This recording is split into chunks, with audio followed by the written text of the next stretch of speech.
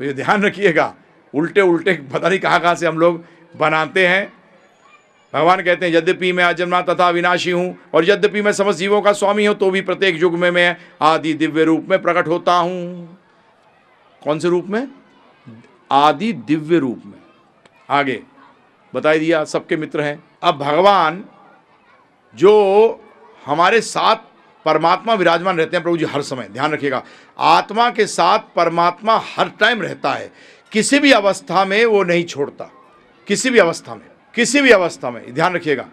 चाहे हम कुत्ते की योनि में आए, चाहे हम चींटी की योनि में आए, चाहे हम सांप की योनि में आए, और भगवान मनुष्य की योनि में जब हम होते हैं तो बता रहे हैं सर्वस्य चाहम हृदय सन्निविष्टो, मैं हृदय में विराजमान हूं। जब ये आपका बेसिक एनर्जी सोर्स भी आज साइंस भी मानती है, वो क्या है? हृदय है। ध्यान रखिएगा, पता है कुछ टिपिकल चीज़ है, इधर से ही सारा जो जितनी शक्ति पूरी शरीर में आती है वो कहाँ से आती है? क्योंकि आत्मा कहाँ विराजमान है? हृदय में। तो कई बार लोग कहते हैं जब ऑपरेशन होता है, मैं सबके डाउट दूर कर दूं आपके, क्योंकि ऑपरेशन होता है तो हृदय को जब निकालते हैं तो फिर आत्मा कहाँ जाती है? क्योंकि ट्रांसप्लांट होता है ना, हार्ट ट्रांसप्लांट, कि हार्ट जब निकाल के दूसरा हार्ट लगाया था उस टाइम कहाँ जाती है? तो प्रभुपाद जी बड़ा अच्छा उदाहरण देते थे, जब आप मेरी कुर्सी ले जा रहे हो तो मैं क्या, मैं खड़ा हूँ साइड में, फिर दूसरी कुर्सी लगाई बैठ जाऊँगा, अगर वो कुर्सी में फिट नहीं आऊँगा तो हटा दूंगा, और जब दूसरी कुर्सी लाऊँ तो चला जाऊँगा। मर गए। सिंपल प्रभु जी, क्या मुश्किल है समझने में, है ना? कोई प्रॉब्लम नहीं है। और ध्यान रखिएगा, जब आत्मा निकलती है और ऐसी स्थिति में जब वो निकलती है तो आप बोलोगे निकल गई तो मर जाना चाहिए शरीर को, क्योंकि जो पीप बीप बीप बीप चलता रहता है तो सीधा हो जाना चाहिए। नहीं, जब आत्मा निकलती है तो जैसे कि बताया गया है, हम लोग जब कई बार सपने जब सोते हैं रात को तो आत्मा निकल जाती है प्रभु जी। जब भी पहले क्या होता था, पहले हम लोग नीचे सोते थे सबके सब।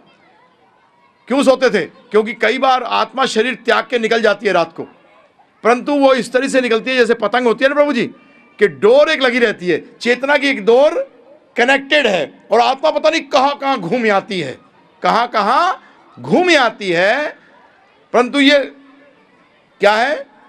डोर से बंधी हुई है। ये ध्यान रखिएगा, वो डोर की कनेक्शन कटता है तभी।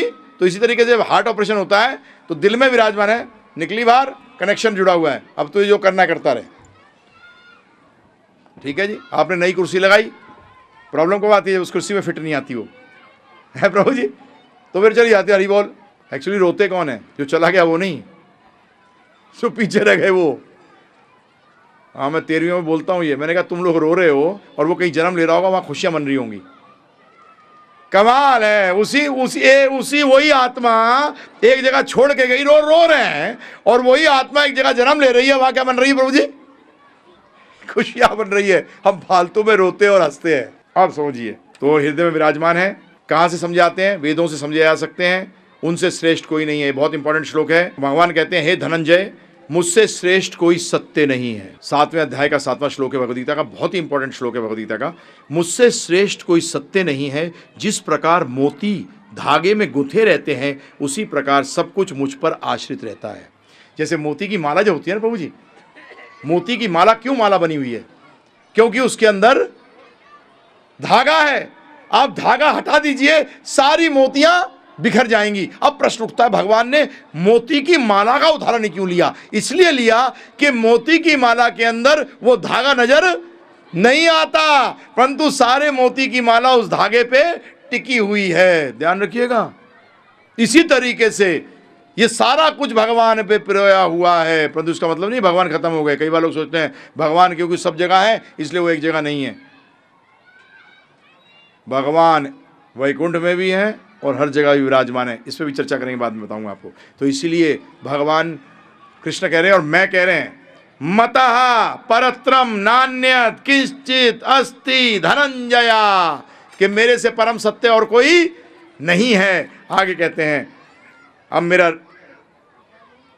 रहस्य देखो, यह संपूर्ण जगत मेरे अव्यक्त रूप द्वारा व्याप्त है।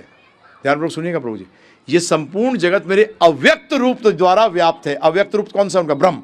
ये संपूर्ण जगत मेरे अव्यक्त रूप द्वारा व्याप्त है। समस्त जीव मुझ में हैं, परंतु मैं उनमें नहीं हूं।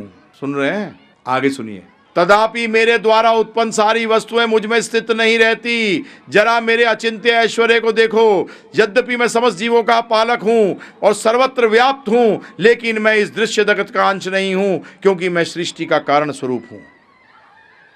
इसमें भगवान ने सिद्ध कर दिया है कि मैं होकर भी नहीं हूं। कभी लोग कहते हैं कि भगवान ने कहा, हाँ अव्यक्त रूप में मैं व्याप्त हूं, परंतु व्यक्त रूप में तो मैं वैकुंठ में ही। और जब भी मंदिरों को वैकुंठ बोला गया है, मंदिरों को क्या बोला गया है? वैकुंठ। मंदिर क्या है प्रभु जी? मंदिर उसी तरीके से हैं जैसे देश, अगर आपको पता हो, लोग बता दूं मैं आपको, जो जैसे भारतवर्ष में अगर किसी देश का राजदूत क्या कहते हैं, एम्बेसी को क्या कहते हैं? नहीं, वो तो एम्बेसडर को कहते हैं, राजदूत। एम्बेसी को दूतावास, हाँ थैंक यू। दूतावास जो होता है ना, वो उतना एरिया में जिसमें दूतावास है वो हकीकत में भारत में नहीं है।